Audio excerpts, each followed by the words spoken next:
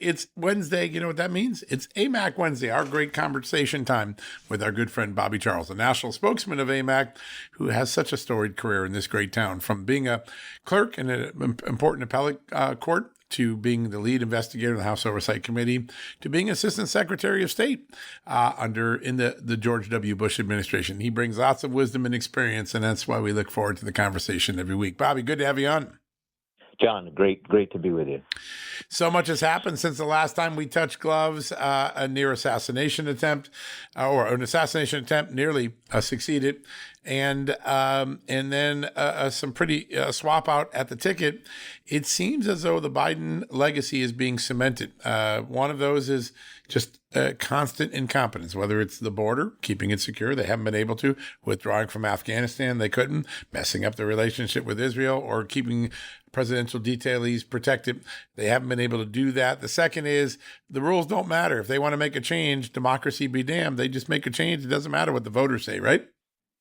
Yeah, I think this is really a crystallizing. I think you put your finger right on it, John. I think this is a crystallizing moment. Sometimes, things are occurring in kind of a swirl, and then all of a sudden you get a clear view and you can see exactly what's going on. And frankly, the last 1 week are really like a microcosm of the entire administration. On the one hand, you have willful incompetence surrounding the protection of President Trump, which nearly caused a national tragedy of epic proportions. And with that, incidentally, with willful incompetence, you have no apology, no contrition, no sense of shame, no sense of responsibility, no accountability. And so that particular quality is endemic, like an arrow through all the hoops, all the way back to the beginning of this administration, doing really crazy things within the first days of getting into office, cutting the whole energy sector with complete incompetence, destroying in many ways a very stable economy, triggering massive inflation, high interest rates, all that incompetence. Sure. You have the Afghanistan incompetence, the Middle East incompetence, the Russia incompetence, all the things that associate with that. And then the flip side of that coin, also telescoped into last week all at once, is what I would call willful deceit. The idea that there's no acknowledgement that they lied about, they all willfully lied about Biden's mental health, having seen him privately far up closer and with obviously greater clarity in the fact that he was utterly unfit to be in that position. Now, on the turn of a dime, they've all decided that they're going to come clean. But really, it's ironic because it really reveals, again, this other endemic quality of this administration, which is untruthfulness, no integrity, complete deceit. And that goes to everything from his pulling money out of China for his son to the way that they've treated the American people as if lying every day to us is somehow acceptable and Right. getting mimicked by the media. So I think these two qualities, willful incompetence and willful deceit, were in living color last week, and really kind of should bring home to the American people how deceitful and how really unqualified, unfit, and really disgraceful much of what this administration has done is. Yeah, no, I think there are three I's that will define this election: immigration, the border; inflation, the economy; and incompetence, the performance of the Biden-Harris ticket. The three I's, I think, are going to be so very powerful to American voters, and they're not going to be deceived. They're not going to buy any. They're not going to buy any conspiracy theories this time. They know what's going on, and they're going to trust their eyes and ears.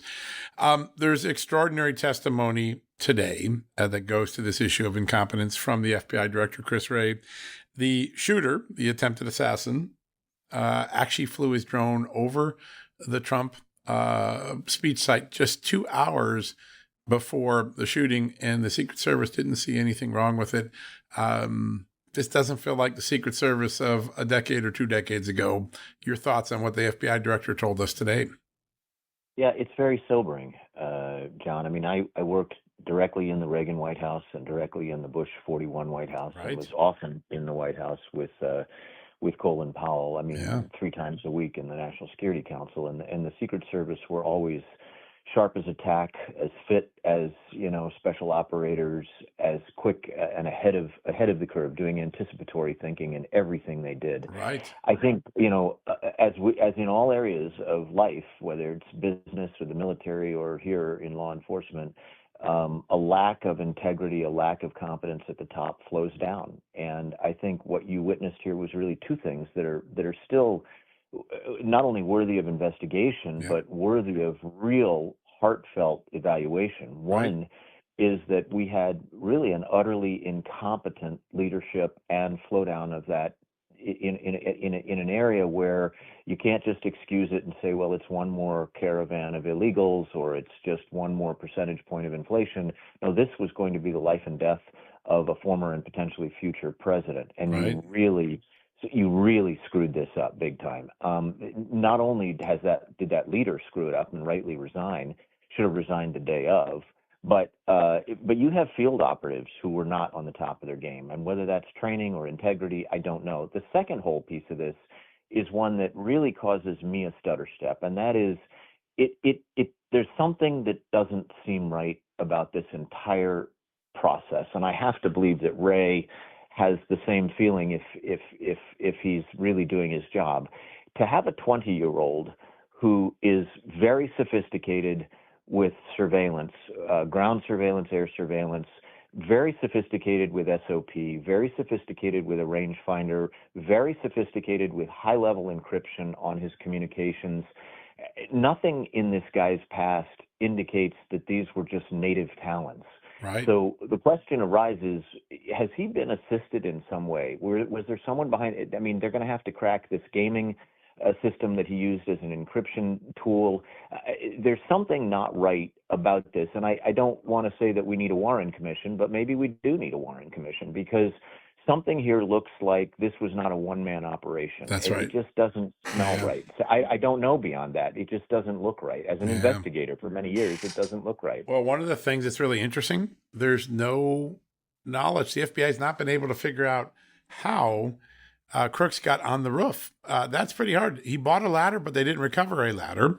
They don't know how he got on the roof, according to the FBI director today. That is a shocking piece of missing information that could suggest that someone let him up a stairwell. Did someone take the ladder from him when he left? Or, got up on the ladder and then stayed there because the ladder was taken by someone? Some really amazing testimony today at the hearing that leaves us all wondering what else we don't know yet. So really prescient point there, I think. Really, really prescient point. There is a lot to absorb in the Kamala Harris record. But I think one of those is that it was her tie-breaking vote on the first stimulus, Biden stimulus, that actually set in motion the inflation wave that we've now been crippled by. She cast that tie-breaking vote. How important is it that Republicans highlight that one of those big eyes, inflation, traces back to Kamala Harris as the tie-casting or tie-breaking vote for the stimulus package? The second eye also ties back to her, right? Because she was the border czar, even though today there's a new spin that she wasn't really the border czar. I'd like you to weigh in on both of those. Well, in the economy, look, she owns this. She and the president, who she defended with lies for the duration of the last 3.5 years, owned this entire failure. And frankly, she was in the room. A vice president is always in the room when it came to not only her role prior to this, but her role in the context of being a co-decision maker on virtually all the policy matters. I mean, I've read accounts more recently, kind of historical, going backwards, showing 15 or 20 of the absolute worst decisions this administration made that she was very much a part of. And then, as you rightly point out, she essentially abdicated responsibility in every area for which she was supposed to be exercising responsibility. Yeah. The notion that she was appointed the border czar to somehow give her some credibility as a vice president, and then handed that precious gem, just dropped it and walked on. That's right. This is the living embodiment. I come back to the beginning of our discussion today. This is the living embodiment of that administration. She is the living, walking, talking embodiment of that administration. It is utterly incompetent, willfully incompetent, and it is utterly without integrity. It is literally, willfully deceitful. And so I don't know, if we're looking for people of high competence and high integrity in our presidents, Right. there's a reason that she was not only should be last on the list this time. There's a reason she was last on the list when she was running against a dozen other Democrats. That's right. Nobody saw in her anything that looked like leadership, integrity, or competence. And so I don't think much has changed. In fact, now we just have proof of concept. She is utterly unqualified to be a president. Yeah, no, that's it. That's the stuff that the American people have to absorb. There'll be a bump in the polls for a few days because she's anybody but Joe Biden. That'll get the base excited. But then I think when people begin to explore her record, we had a very important story on Tuesday when she was a prosecutor, both as the district attorney in San Francisco and then later as the attorney general in California.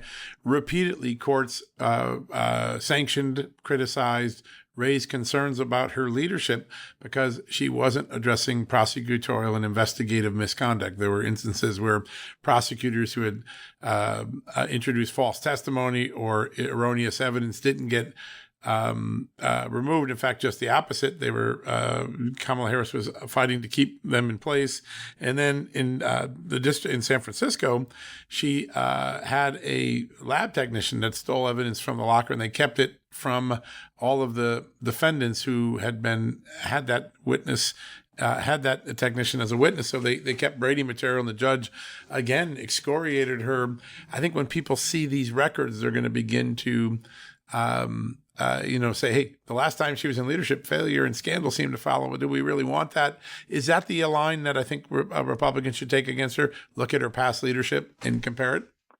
Yeah, of course. I mean, honestly, John, she is a classic low intelligence, low integrity, classic political hack. With a female spin to it. During this look at look at what federal judges and the American public had to say about this Fani Willis having, an affair at the same time that she's having, basically mixing and matching her low integrity personal life with her low integrity professional life. Well, I'm sorry to tell you that once you dig a little deeper and you peel back, you're going to find that Ms. Harris isn't quite as special as she thinks she is. Right. And I think the problem here is a prosecutor, just because it says you're a prosecutor on a sheet of paper, doesn't mean that you are in fact a high integrity, pick your favorite attorney general. I don't care whether it's, Ed Meese or William French Smith or someone else. It doesn't matter. It doesn't mean that just because it says it on a piece of paper, it doesn't mean that's actually what you did. And in fact, typically, I'll bet you if you went back and interviewed many of the people she worked with, they would confirm that she basically was a cue card attorney general. Attorney generals get a whole brief written for them by a highly competent career prosecutor. They walk into a courtroom, read it from a sheet of paper, and sit down. And by the way, it's all carefully preordained that this is a case where they've got it locked and cocked so that she's going to win. So now she can say, well, I tried this case. The truth be told, in my opinion, she's a paper tiger. She's got lots of image, and she's pushed the image, and she's continuing to push image. But, very often there's nothing behind the image. And in fact, what is behind the image, like the Wizard of Oz, is really something quite deceitful. Yeah, no, it's amazing. Really, really amazing. There are a lot of liberal media today saying no one ever called her the border czar. In fact, it started with Axios this morning, and Axios' own reporter had used the title many times before in journalism. But across the board, there's this sudden thing, well, she wasn't really in charge, and you see it in CNN, USA Today. Someone handed out talking points last night, but the truth of the matter is when the president announced this, and I have the original Associated Press article for 2021, he said that she would be in charge of crafting the solution for tackling the migration challenge at the U.S. southern border. And he said, when she speaks for me. That sounds like someone who's in charge, isn't it? Well, the worst thing I think you can have beyond someone that's incompetent is someone who delegates their incompetence to another incompetent person. and of course, she's responsible. But, in other words, these are serious positions. We live in a serious world. These are serious positions. We live in a serious world. We have serious crises around us with serious adversaries, and we have two unserious people in the top two offices of the land. Yeah, it's pretty amazing. Pretty amazing. But also just the media trying to pretend she didn't have any say in this. So she's not really the border Yeah. czar. She was the border czar. Just like Mike Well, I mean, Pence was the yeah, coronavirus yeah. czar. Look, vice presidents get assigned things. She was assigned that Yep. task, and she completely walked away from it. So, at the end of the day, it's a failure of not just leadership, but simple accountability. It's a failure of competence, Yeah. John. I mean, That's right. she was assigned a role, and notion. I mean, I guess now what you're seeing is that the media is continuing, the mainstream media continuing to cover for this administration. And now they've just decided they'll rewrite the narrative, and they think the American people are as stupid as the Biden and Harris folks think. Yeah. And I don't think Right. we're that stupid. I think we're pretty clear about what we see and what we understand to be occurring. And I don't know. To my view, I understand there's this resurrection complex where she feels everybody thinks the party's been resurrected and everything's going to be grand and glorious. Now, I do think I've had something on AMAC.us. I think that we should be very prepared. Game theory, look around corners, expect the unexpected.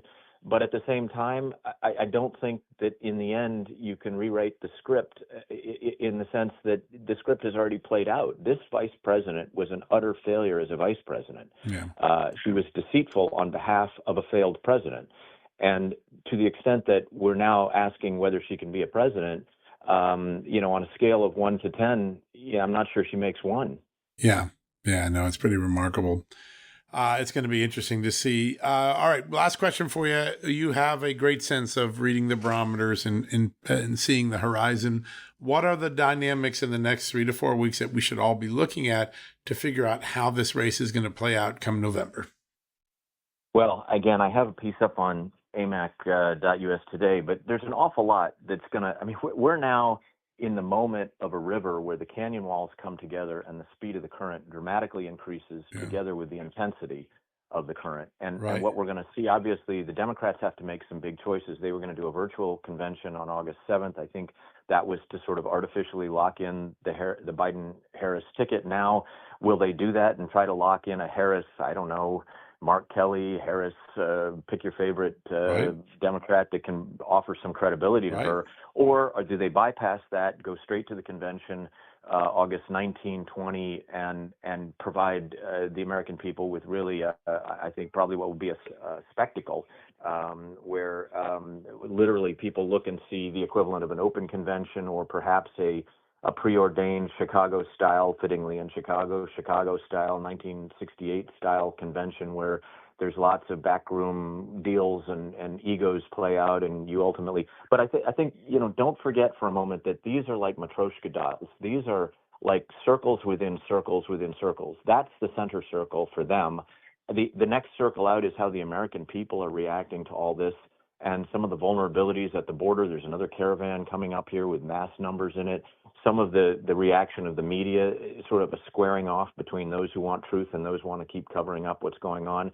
And then you're going to see Congress playing a bigger role until they have to, get out of town for their, which will come soon, but for their elections, they're all still going to be at this. And then you've got our international community in the outer circle looking at all this. I suspect Iran may choose to do something dramatic here in the next few weeks. I'm not going to predict it, but I think they're edgy and they're looking at the weakness that we see here. I'm not sure what will happen in Russia. I don't know that much changes dynamically there. I do think China will use this as an opportunity to put more pressure on Taiwan, although I don't think there'll be anything kinetic. But I think the end game here is uncertainty creates radiating circles of uncertainty. And what the Democrats have done is really violated, again, all the principles of democracy and due process within their own community, demonstrating, again, who they are. They don't care about the Constitution, and they don't care about due process and democratic principles. And so all of that is going to continue, I think, to pick up speed as we head for the falls. Yeah, no, it's very, very important. Very, very important to be prepared to be watching those sort of momentum and changes as they go. And also ground game is going to be important to everyone. If the Republicans play the early ground game, which they kind of sat out on 2020, 2022, that's going to change the dynamic in ways a lot of people probably aren't prepared to well, that's a really good point, John. Early ground game. Yeah. What Republicans, it seems to me, ought to be doing right now is pushing everyone they know to vote early. Yep. And that's true at the Run up the legislative score. level. Absolutely. Yeah. Well, folks, if you love the way Bobby and I have this conversation every Wednesday, there's something you can do. You can go join AMAC like I am. I'm a card carrying member. Bobby's a card carrying member. He's a national spokesman. You get so many incredible benefits. And this month, you're going to get something special. You get a whole year's membership for just $1. $1. There's nothing you can buy in the Biden economy that costs just $1. 1 year, give it as a gift if you're a ready member. Support AMAC. They're doing such amazing work, including helping Just the News tell the truth every day. Go to amac.us/justnews. AMAC, AMAC.us/justnews. All sorts of benefits, a great podcast, a monthly magazine, daily news and analysis, and an opportunity to join in civic activities like being an election vote monitor or talking to your legislators in the State House or in Congress. Those are patriotic civic duties that reward you and the country at the same time. AMAC's at the forefront of doing all that. One more time, amac.us/justnews. Bobby, great to have you on. What a great conversation. I can't believe what 1 week of history might hold, but I have a funny feeling we're going to have a lot to talk about next week too. I do too. And John, I always pray and hope that somehow the tempo will slow down, but I think it's going to take a few months before we get to that. This horse is galloping hard. There's no doubt about it. The horse of history in America, no doubt about it. Bobby, great to have you on. Thanks so much for all you do.